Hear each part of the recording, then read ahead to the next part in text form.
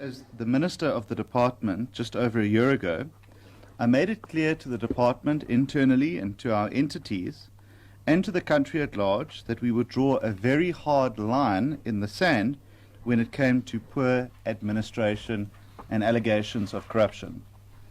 I said that we would restore public trust in this department and every institution that reports to it by ensuring that they run an organization that is professional, transparent, and for the benefit of the public, and not just for the few. From the moment I stepped into this role, I was already aware of the long-standing and serious allegations of maladministration, financial misconduct, and corruption at the IDT. Those concerns have haunted the IDT for a number of years. Incomplete projects, tender irregularities, and consistent audit disclaimers have tarnished the entity's credibility and shaken confidence across government and civil society for whom they serve. So when in October last year the Daily Maverick published alarming exposés into the 800 million rand PSA Oxygen Plant tender, we had to act and get to the bottom of it. On the 28th of October 2024, the Daily Maverick published an investigative piece claiming that one of the companies received a contract over 400 million rand, lacked SAPRA medical product registration, submitted questionable documents, and appeared to be a ghost entity, one without verifiable contact details, premises, or capacity. Another joint venture, also awarded a sizable portion of the tender, was said to have a checkered history with public contracts. This tender was intended to deliver life-saving pressure swing adsorption oxygen plants to 60 hospitals across the country. It was a project worth 836 million rand, of which 528 million rand had been allocated directly to the IDT. The delivery of these plants was not just a procurement exercise, it was a national health priority.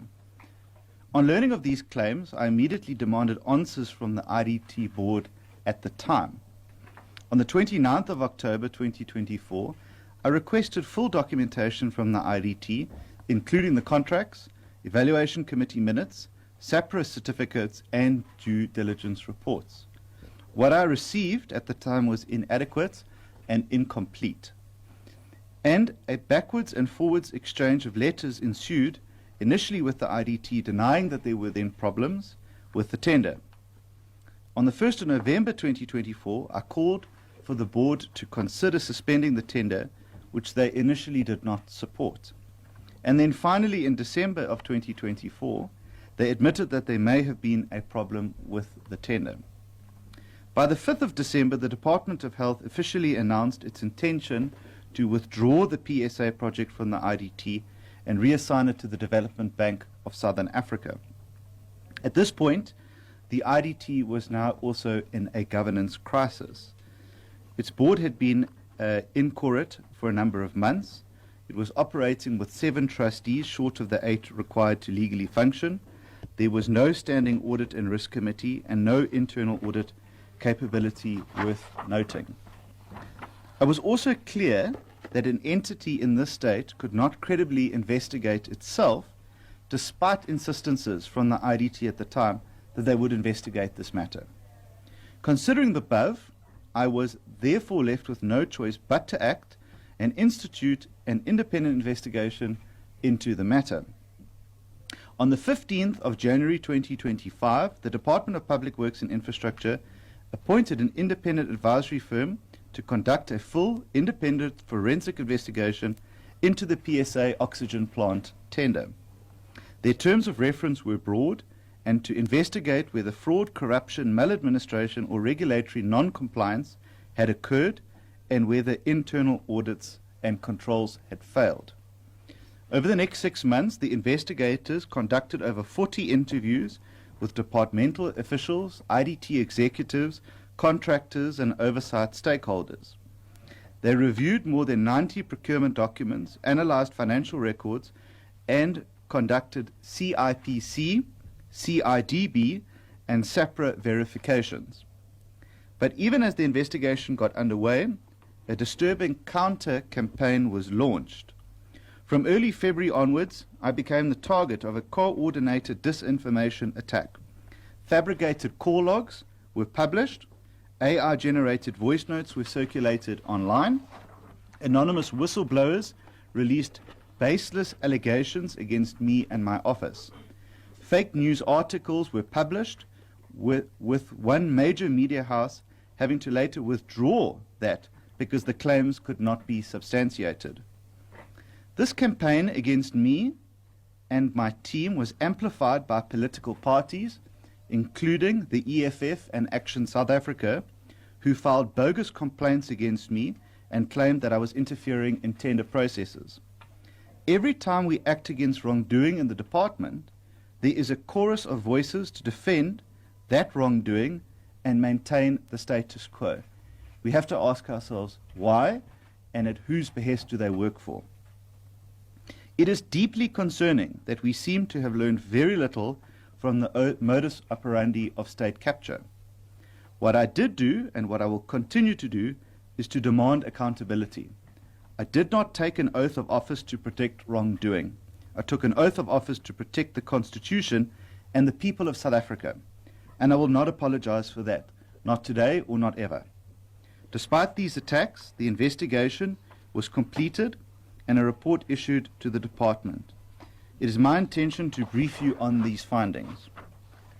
I would therefore now like to quote directly from a section of the forensic report which lays bare the depth of the procedural failings and regulatory breaches uncovered during the investigation, and I quote, "The National Department of Health and the Independent Development Trust entered into a memorandum of understanding which was signed by the Department of Health and the IDT on the 20th of June 2022 and the 24th of June 2022 respectively for various projects to be undertaken by the IDT as the implementing agent.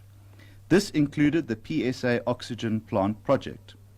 The Global Fund confirmed on the 23rd of August 2022 that the IPIP was approved subject to various conditions, including that the total cost of the PSA Oxygen Plant project does not exceed the amount of 216 million rand and 216 million rand. Rizamati was appointed as the professional service provider for the PSA Oxygen Plant project by the IDT. 8 bidders were appointed on the panel for the rollout of the PSA Oxygen Plant at 60 state hospital facilities. The service providers that were appointed on the panel were, however, not required to provide evidence that they meet the SAPRA requirements as set out in the Infrastructure Program Implementation Plan. Therefore, it appears that the IDT appointed 8 service providers on the panel for the rollout of the PSA oxygen plants without confirming that any of the appointed service providers met the required criteria, and that being a SAPRA license was again not included as a mandatory requirement in the RFQ as required by legislation.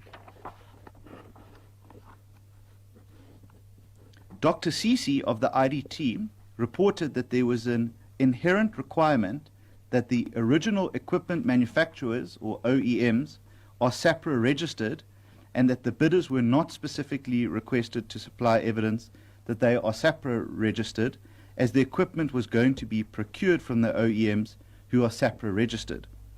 Bulking, as one of the preferred service providers, did not have the required authorization to use Atlas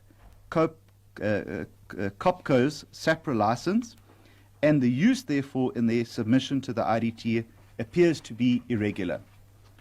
In light thereof, and further to the information provided by Dr. Sisi, it appears that the requirement in respect of the SAPRA compliance was an important aspect to the entire procurement process of the rollout of the oxygen plants. This criteria should therefore have been included from the establishment of the panel of service providers, and the entire process therefore appears to be irregular. The PSP pre-tender estimated at tender stage was 216 million rand, and at design stage was 253 million rand, as determined by the service provider. The Department of Health was subsequently requested to approve the increased funding for the rollout and implementation of the plant projects to 592 million rand, more than double what the original starting estimate was. This project was therefore increased by a staggering 174% from the initial estimated budget.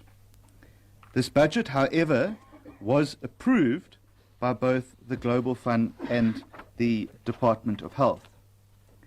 Despite the fact that the issues were raised by the Head of Health, Facilities and Infrastructure Management at the Department of Health, it is determined that the Department of Health DG was of the opinion that the Department of Health could no longer delay the project as was putting the department at risk of losing the Global Fund resources.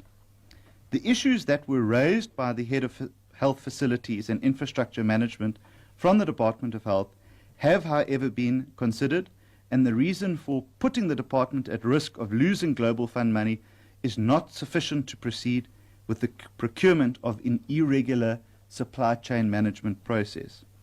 It was also determined that bulking was awarded facilities with a total offer of 428 million rand, which exceeded their CIDB grading threshold of 200 million rand, which means that they did not qualify at all to be awarded that project.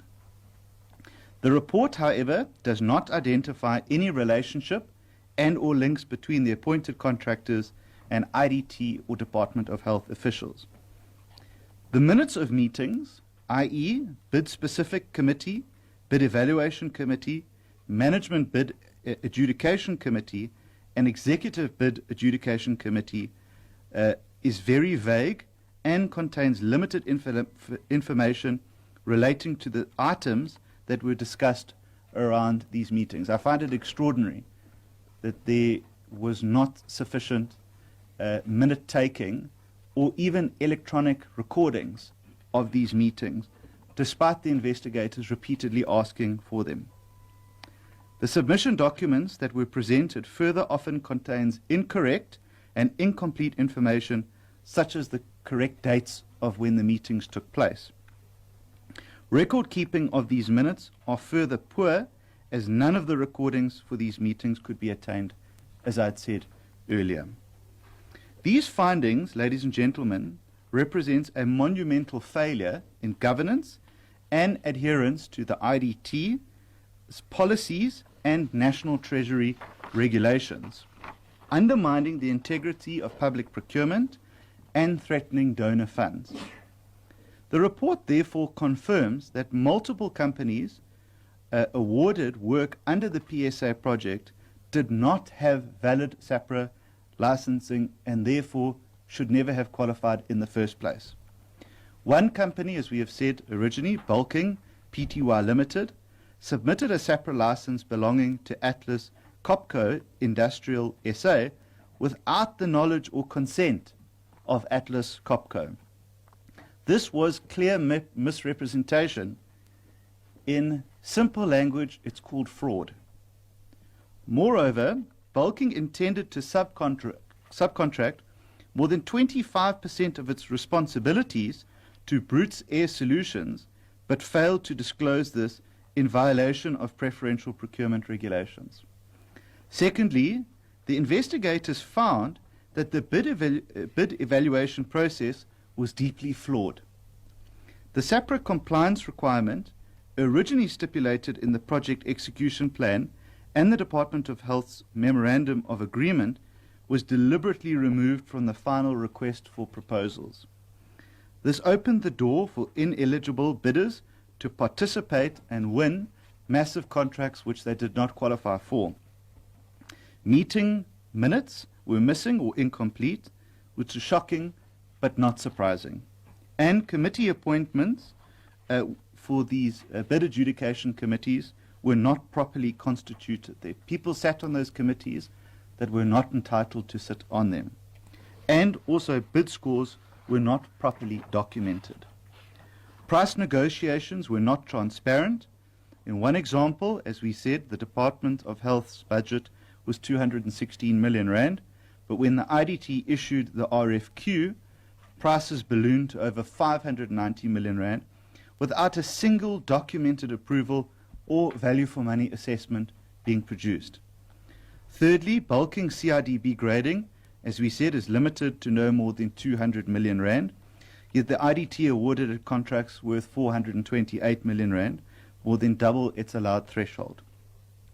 Fourthly, the report found that the CEO of the IDT, Mr. Bogo Malaka, failed to exercise oversight.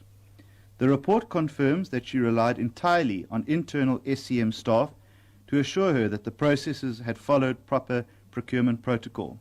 She did not verify any of the documentation. She did not act on any of the red flags raised by the Department of Health. She did not convene the necessary risk committees to assess the matter. In this, she was not alone. The report also singles out Mr. or Dr. Sisi, the General Manager for Supply Chain Management at the IDT, for his role in misleading internal stakeholders and failing to act in accordance with his responsibilities. Dr. Sisi advised against cancelling the RFQ process despite clear warnings from the Department of Health. He assured the CEO and evaluation committees that the procurement process was compliant, when in fact key regulatory requirements such as valid SAPRA licenses had not been enforced. Instead, both the CEO and Dr. Sisi approved contracts and accepted flawed internal assurances. It is important to note that no global fund resources were distributed for this project. That is why we were entirely justified to act when we did, to safeguard donor funding, which means that the entire allocation will be spent but through the DBSA to procure those oxygen systems. So I'm very glad that we did act when we did, or if that donor funding had been spent, I think that they may have pulled the entire project. I would like to share now some recommendations, but before so, I want to say that this report does not only identify failings, it also makes clear that important recommendations of the department, for the department and our entities, need to be enacted. Like taking appropriate action against the relevant officials who are involved in the PSA Oxygen Plant project, as far as they have not addressed the issues that were raised by the Department of Health adequately during the procurement process. This will include, but not limited to, the following.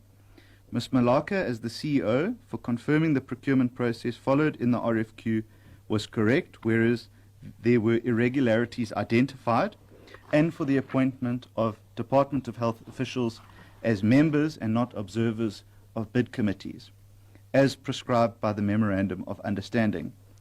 Ms. Malaka, for not ensuring the proper establishment, composition and functioning of these bid specification committees and bid evaluation committees as stipulated in paragraph 8.1 of the National Treasury's PFMA Supply Chain Management Instruction Note number 3, 2021 and 2022, titled Enhancing Compliance, Transparency and Accountability in SCM by appointing officials as members and not as observers to the respective committees as prescribed by the MOA.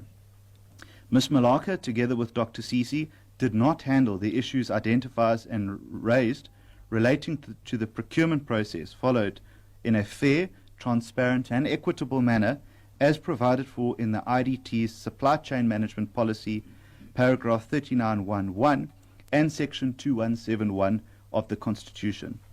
Dr. Sisi, as the SCM General Manager, for his role in the procurement processes followed by the IDT for the RFQ processes and not considering the cancellation of the RFQ as suggested by the Head of Health Facilities from the Department of Health in line with the requirements of the IPIP, paragraph 3.1 and 3.5, or lack thereof.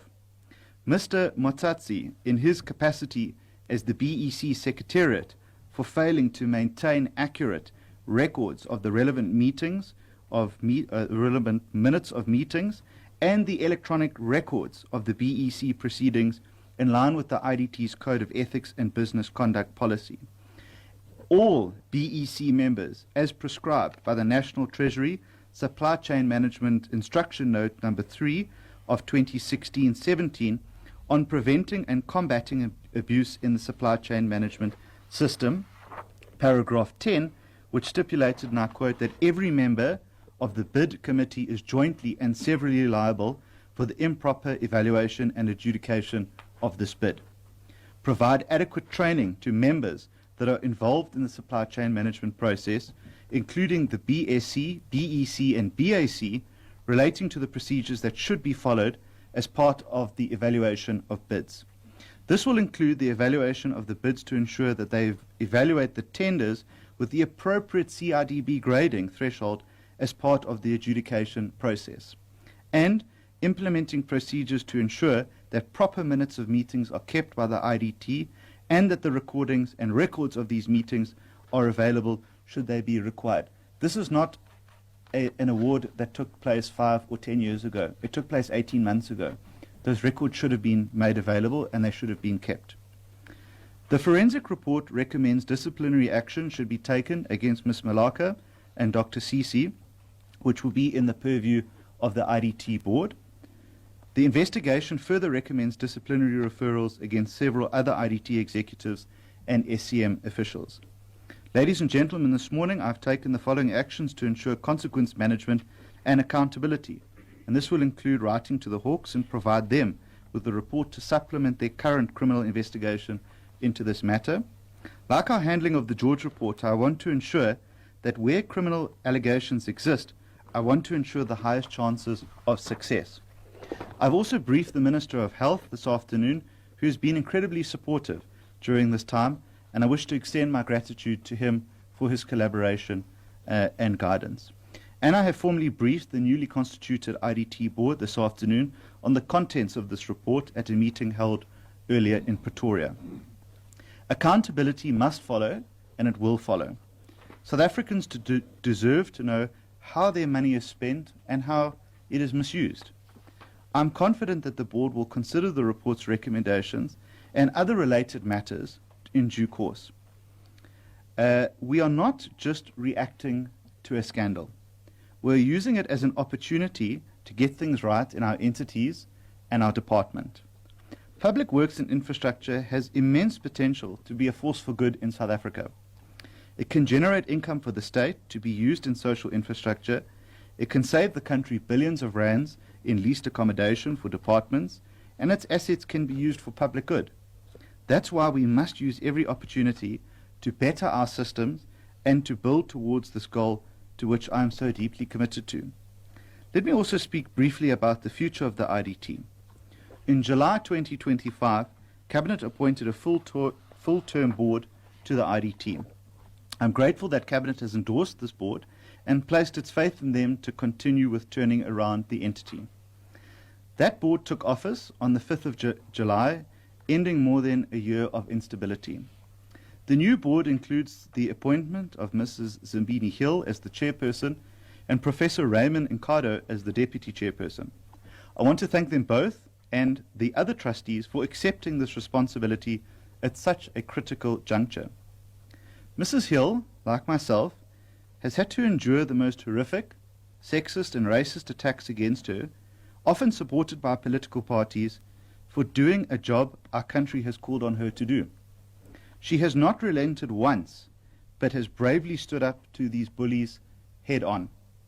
I expect this from each member of the board, and I know that they will rise to the challenge and systematically deal with each matter raised in the report, including implementing every single recommendation of this report, instituting consequence management, restoring governance and compliance frameworks, rebuilding the reputation of the IDT to be a trusted partner in social infrastructure delivery. And they must urgently conclude the separate investigation into the IDT's office lease, which remains unresolved. Let me say this to the public. The IDT can be salvaged. I'm fully committed to doing so, which is why I've put so much effort into getting us to this point. I was not prepared to accept the chaos and dysfunction so that people could steal as they pleased. It has a critical role to play in delivering clinics, schools, and police stations, but only if it is trusted, and only if it is clean, and only if it is led with courage and competence. As I conclude, I want to reaffirm something fundamental. This is not just about a tender. It's not just about one company, and it's not just about the IDT. This is about the kind of state that we are building. And today gives expression to priority 3 of the medium-term development plan, which is to build a capable, ethical, and developmental state. Anyone who opposes what we are doing here today, in fact, opposes this very principle. I will soon hand over will make available, alongside with myself, the DG and the DDG to answer questions and to further unpack any questions that you may have. In closing, let me say this. If we tolerate corruption or maladministration, we betray the very people who we are entrusted to serve, and that is you, the public. If we look the other way when procurement is manipulated, we erode public trust. And if we fail to act when evidence of wrongdoing is placed before us, we are ourselves complicit. That is why we acted, that's why we investigated, and that's why today we will move to the next step, which is consequence management. I again want to thank the Department of Health for its cooperation in this investigation. I want to thank those officials and whistleblowers who had the courage to speak out. I also want to thank some journalists that are here today who had the courage to write about what they saw. Despite being threatened and harassed, despite having fake WhatsApps made in their names, I pay tribute to you as well. And I want to thank the people of South Africa for demanding better of us. This is not the end of our cleanup, but it is one part of a difficult but necessary process that we are committed to and we will complete. Thank you.